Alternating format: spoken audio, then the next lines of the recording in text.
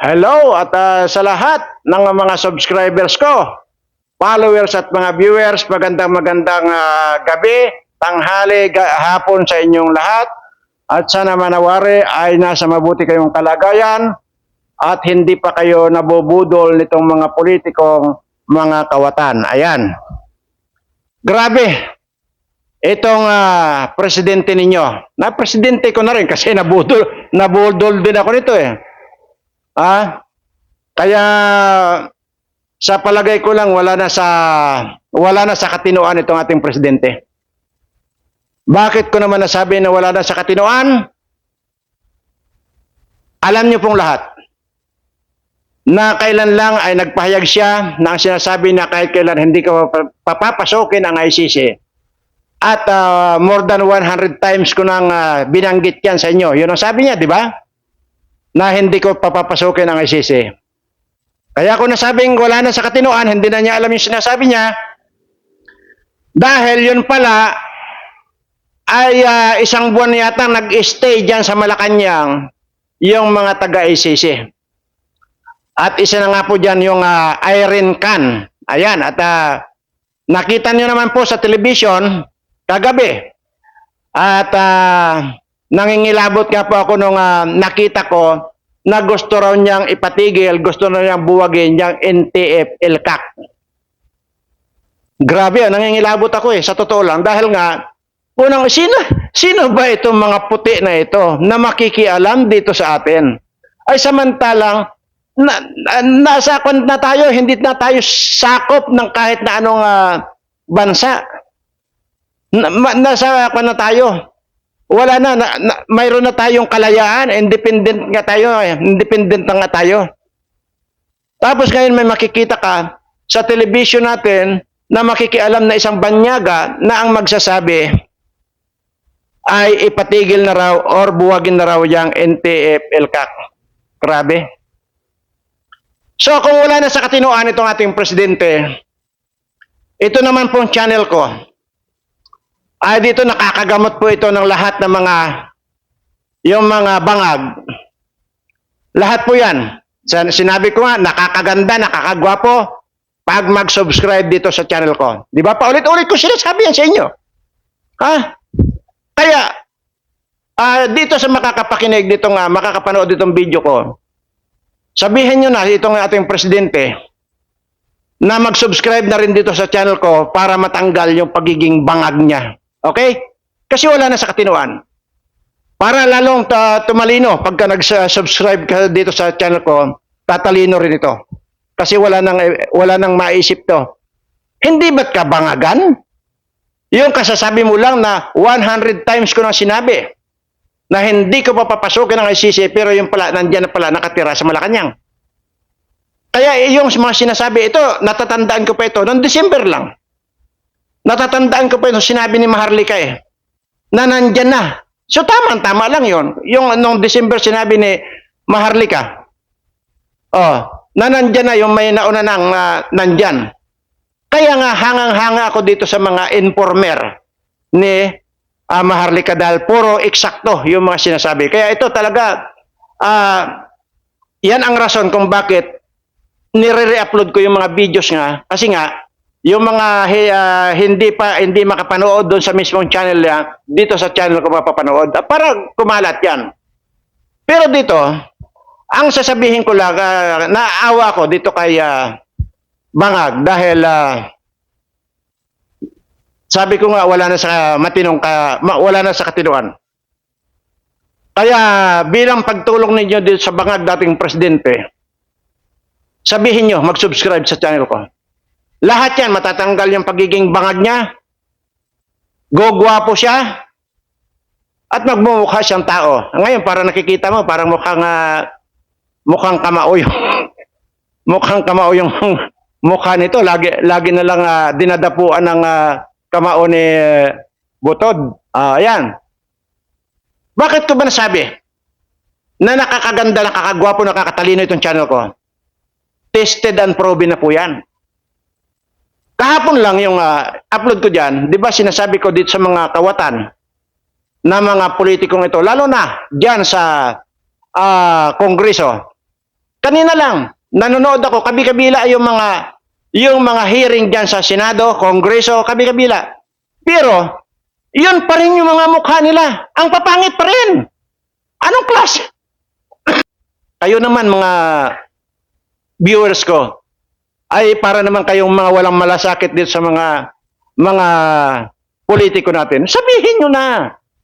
Since na kayo naman ang nakakapanood ditong channel ko, puntahan nyo na sa opisina nila isa-isa nyo na mag-subscribe kayo sa channel ni Mr. Birana, Birana Live Studio TV para gumawa po kayo, tumalino, para sa ganun, kaya-aya kayong panoorin ni Mr. Birana pagka nag-hearing kayo dyan sa Senado at saka Kongreso.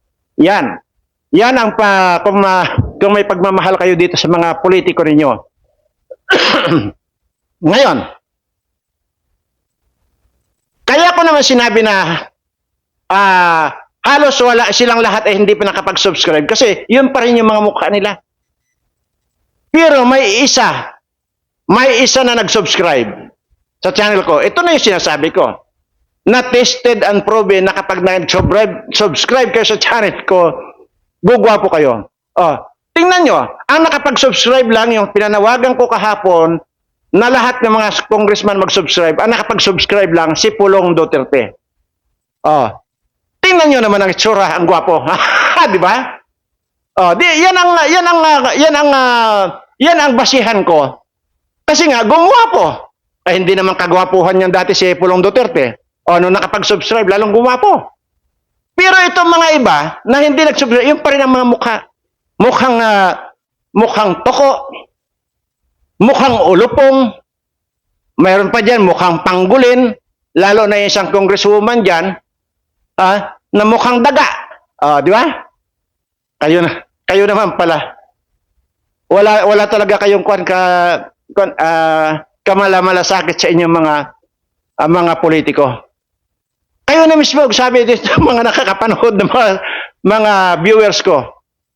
Lalo na, sabihin nyo si Bato de la Rosa, Senador Bato.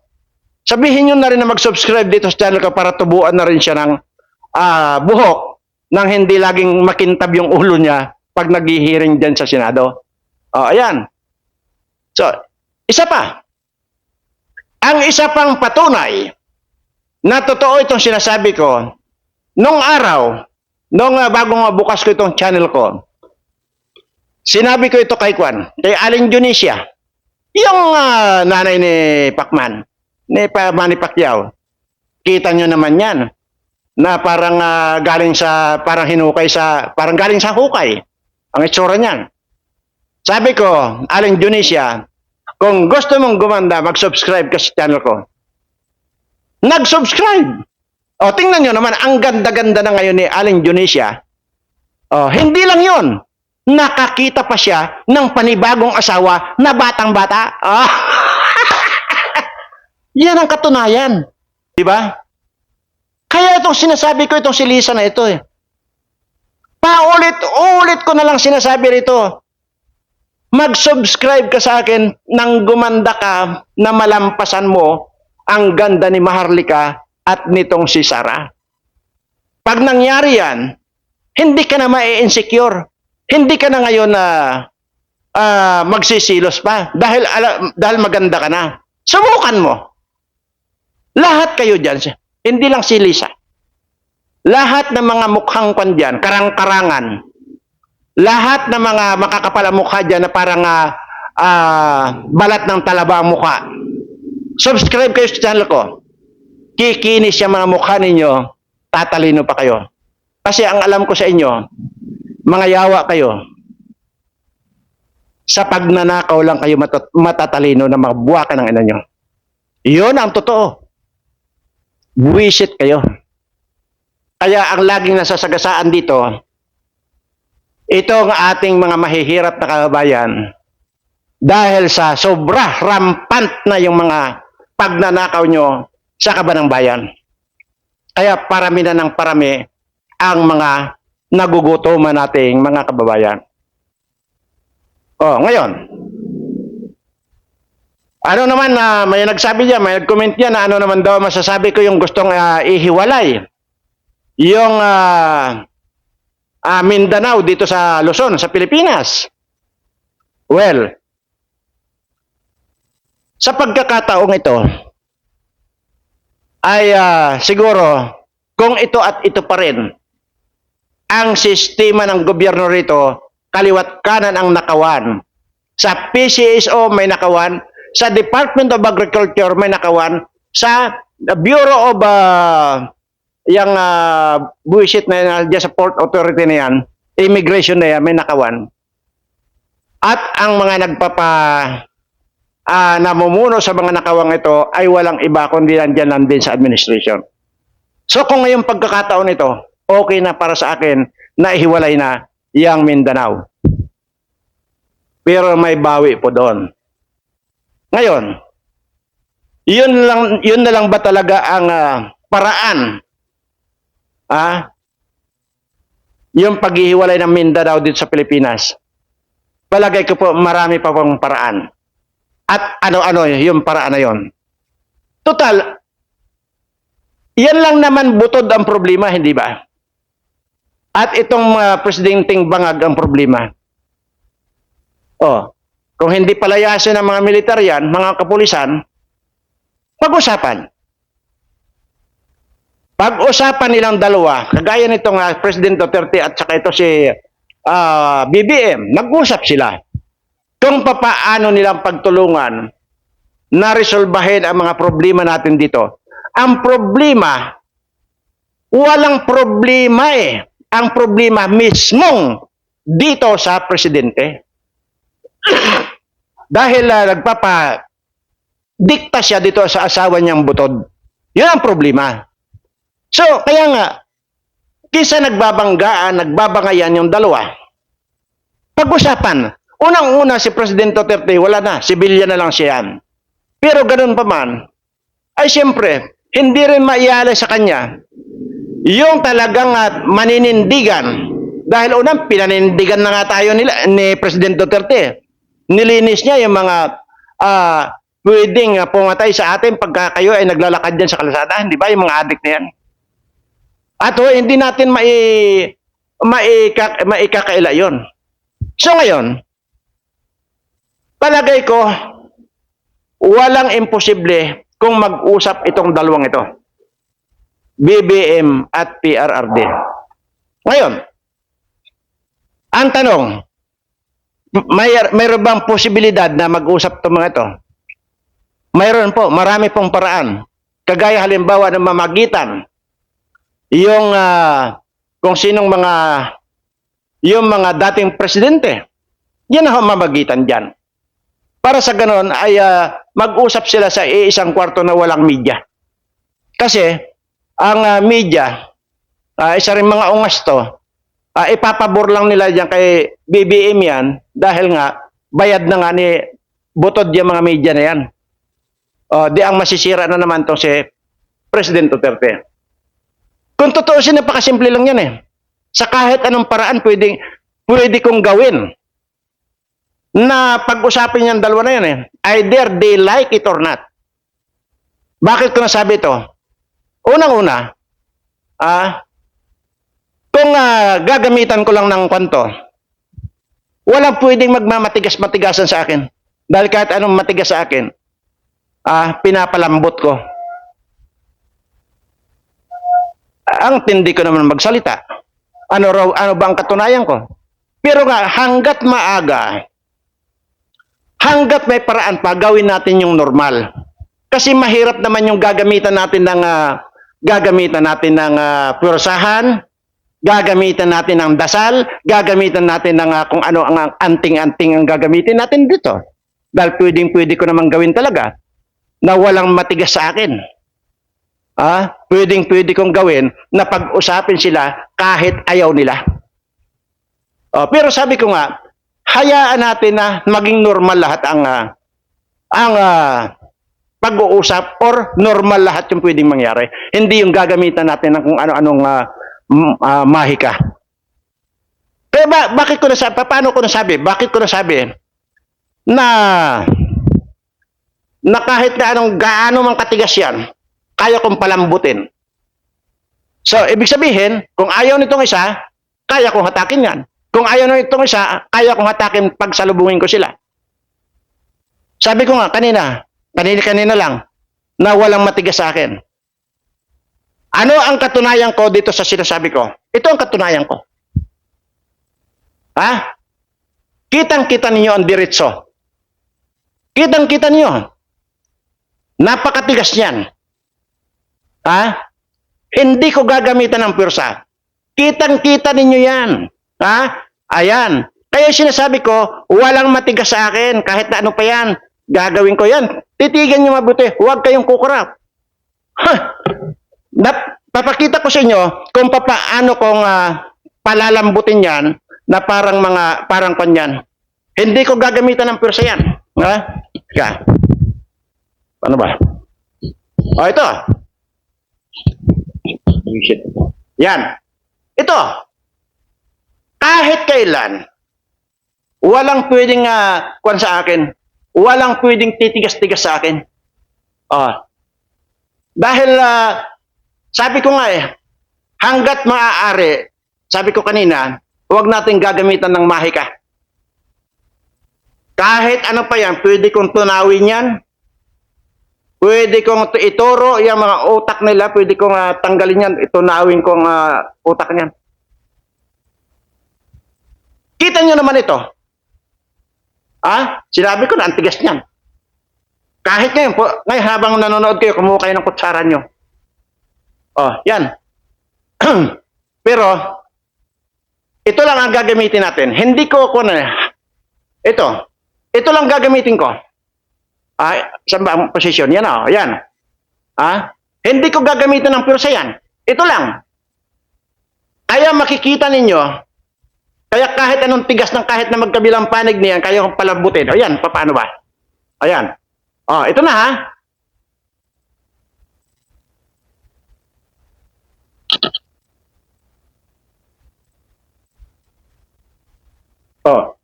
Ayan na.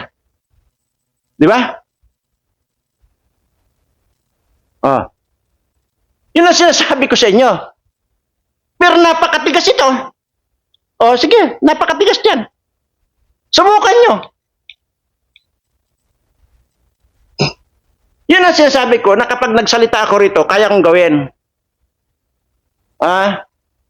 Pero sabi ko nga, hindi ko pakikialaman itong mga bagay na ganito. Pero, panawagan na rin doon sa yung mga ma-impluwensya nating tao, kagaya ng mga dating naging presidente o kung sino man, mamagitan na kayo. Kasi walang mangyayari. Dito sa bansa natin kung may nag-iiringan, walang mangyayari. Ang concern ko dito, kaya gusto ko matapos na itong gulong ito, dahil ang tiyak na maaapektuhan dito, itong mga kababayan ko na walang makain. Kadami-dami na nga madadagdagan pa, araw-araw nadadagdagan ng mga walang masaing. Bakit ko alam? Wow. Paulit-ulit ko sinasabi yan. Na yan, mga taong yan ay naiikutan ko. Kung mayroon pa nga pagkakataon, napapalayo ako. Nakakarating ako dyan sa Sarangani. Nakakarating ako ng Nueva Ecija. Nakakarating ako ng Bataan. Dahil sinisigurado ko na kahit papaano ay makapag-abot ako ng tulong kahit konti dito sa mga kababayan ko dahil alam ko gutom na ito mga ito. Kumuha kayo ng kutsara at pakita, ikunin nyo, subukan nyo, inawakan ko lang naman. Di ba? Alam nga naman hindi ko hawakan. Pero nakatuwid yon kanina. Kung yung matigas sa bagay na yung kutsara na yung kaya kong baloktutin sa pamamagitan nitong palad ko. Nagawa ko. Ano pa kaya yung mga utak ninyo, di kaya kong lusawin yan?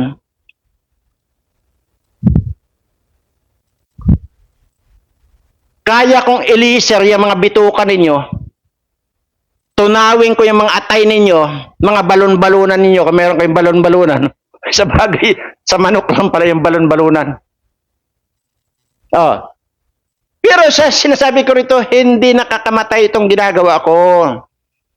Kaya lang, pag tinablan kayo nito, pag nagpa-doktor kayo, nagka-komplikasyon kayo, yun ang ikamamatay ninyo. O, tingnan nyo yung nakakuan dyan. Naka-confine hanggang ngayon pala. O, sabi ko nga, hindi tayo papatay. Hahayaan natin yung komplikasyon ang papatay sa kanila. Dahil kung patuloy, kung yun agad ang isusulong, ihiwalay ang Mindanao dito sa Pilipinas or Metro Manila at saka Visayas, parang parang kumbaga pilay na tayo. Pero hindi ko naman sinasabing against ako. Hindi ko rin naman, kasi kanina sinabi ko na kung ganito at ganito lang din ang nangyayari, okay ako dyan. Nahihiwalay na ngayon Mindanao na yan. Pero kung pinayagan nilang ihiwalay ang Mindanao dito sa Pilipinas, ihihiwalay ko na rin itong Mindoro dyan sa Pilipinas. At magtatayo na rin kami ng sarili naming republika dito sa Mindoro. So, ibig sabihin, kung may Mindanao Republic sa Mindanao, dito rin ay magtatayo rin kami dito ng Mindoro Republic dito sa Mindoro. Para wala nang manakaw itong spingwin na ito. Lalo na yung mga mukhang bayawak dyan sa Kongreso. Wala nang manakaw yung mga yan. Di ba? At ang pagkakalam ko ay sinisimulan na yata nila ang pagpapapirma. Nung totoong pirma, hindi yung pirma ni Romualdez na pinangakuan ng kung ano-anong ayuda. Ang alam ko, nagpapapirma na sila sa Mindanao at para ihiwalay na. So, anyway, wala akong magagawa doon kung yun. Pero ang sinasabi ko nga, hanggat mayroon pang solusyon, gawa ng solusyon, kasi unang-una, ang laging naaapektuhan dito, itong mga kababayan kong walang masaing. Dito lang sa pagnanakaw nitong mga putang ng mga politikong ito, apektado na ang kabuhayan at maisasaing nitong aking mga kababayan. How much more diyan sa mga uunahin pa yung mga pirma-pirma na yan. Di ba? Kaya yun ang sinasabi ko. Dito, wala sa katinuan ang takbo ng gobyernong ito, lalo na kung may presidente tayong bangag. Nakakalungkot. Pero sa totoo lang, sinasabi ko naman dito, gusto ko sana ini-invite ko lahat ng mga politikong ito, mga yawa na ito. Sumama sa akin. Yung mga iniikutan ko, yung mga regular kong pinapaabutan ng tulong, kasi kung minsan na hindi na ako nakakasama, either inuutosan ko na lang yung mga tao ko, driver ko, minsan yan, dalawang direksyon ang pinupuntahan ng mga driver ko at saka mga tao ko. Gusto ko lang kasi masiguro na may pangsaing sila. Pero minsan, ako mismo ang sumasama. Lalo na kung may mga sumbong sa akin, yung mga tao ko, pagbalik ganito, may humihingi din ng tulong doon, yung kapitbahay ng ganon, na dating hindi naman humihingi, ngayon humihingi na kasi wala na rin masaing. Doon ako galit na galit eh. Buha ka ng anan nyo. Tapos ngayon, pinapasok na pala ang ICC dito na samantalang kasasabi lang nitong si Bangag na ito na hindi niya papasokin ng ICC. Ano ito, lokohan? Tapos itong smuggler na ito, itong butod na ito, na mukhang maraming kamukha ito. Parang butiting laot, yung palakang lason, panggulin. Yan. Kahapon pa kita ini-invite na mag-subscribe ka. Bakit? Kasi tingnan mo yung balat mo. Tingnan mo yung balat mo. Parang at saka yung mukha mo, parang nakakita na ba kayo nakaranas ba kayo magpantalon or magpalda ng kolduroy? Yung kolduroy, nung araw yan, pantalon yan eh. May tila yan. Ganyan-ganyan ang mukha at saka balat nito si butod na ito. Tingnan mo, sa simpleng subscribe lang. Sabi ko nga sa'yo, gaganda ka. Magiging Coca-Cola body ka. Pag hindi naglaway yan si bangag na yan, baka hindi na niya magawang sumipsip dahil kasi maganda ka na. Tingnan mo, ikumpara mo sa 175 years old Ako, 175. Tingnan mo naman ang balat ko. Ha? 175 years old ko. Tapos ikaw, yung balat mo parang kolduroy. Yung mukha mo parang dinaanan ng pison. Hindi ko maintindihan kung anong dumaan dyan. Parang traktura yata. Lukot-lukot. Di ba? Tingnan mo itong mukha ng 175 years old. Oh. Nilukot-lukot ba ng bulldozer yan? Hindi. Pero yung sa inyo, masabi ko, bata siguro, mga 65 lang siguro to. Pero lukot-lukot na mukha, parang kolduroy. Lahat ng kapintasan na sa iyo. So hindi ko lang alam kung baka dapat gumawa ako ng 10 YouTube channel ko para dito sa Birana Live Studio TV, isang pindot ka ng subscribe. Baka sakaling mabago yung baka hindi kasi kakayanin O gagawa pa uli ako ng isang YouTube channel ko, pindot ka uli ng subscribe. Hanggang 10, siguradong parang Coca-Cola body at napaka kinis na ng mukha mo na hindi na maging kolduroy. At saka pagka nag-iakan ka, sabi ko nga pag nag-subscribe ka, mawawala yung kademonyuhan mo. Kasi demonyo ka na. Napakaraming nagugutuman nating mga kababayan dahil sa kademonyuhan mong animal ka. Tingnan mo yung akan mo. Yung robles na yan, makita ko pilipitin ko yung liig yan Ganito ang gagawin ko. Ito, yung kaninang na-deform na, yan, gaganyanin ko ang liig yan. Pag nakita ko yan, si robles na yan. At maging ikaw, medyo mag-ingat-ingat ka, baka masalubong kita. Baka ilagay ko yung mukha mo sa likod mo. Mga buha ka ng ina kayo.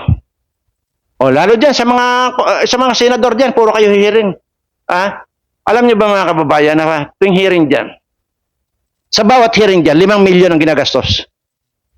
Ito yung palagi ko na sinasabi. Tapos wala namang nangyayari. Tingnan mo ngayon sa PCSO, may nangyari ba? Buha ka ng inan to. Kayo lang nagkamalang 1 billion at saka 400 billion. Pero itong mga mahihirap nating kababayan, ayun, nakadilat ang mata na nakaupo doon sa punong kahoy, nag-aantay na lang, nababagsak ka ng ipot ng kalapate. Buha ka ng ina nyo. Babaliin ko talaga yung mga liig ninyo, mga buha ka ng ina nyo. Hindi lang yan. Susunugin ko kayo ng buhay gamit lang ng wallet ko, putang na nyo. Anyway, sa mga subscribers ko, ano pa ba ang pwede kong sabihin sa inyo? Pasensya na po. Talagang hindi ko lang po maiwasan na pinuhin ko yung pananalita ko. Paumanhin po sa lahat ng mga subscribers ko. Ganon din po dito sa lalo ng mga bago nag-subscribe sa akin.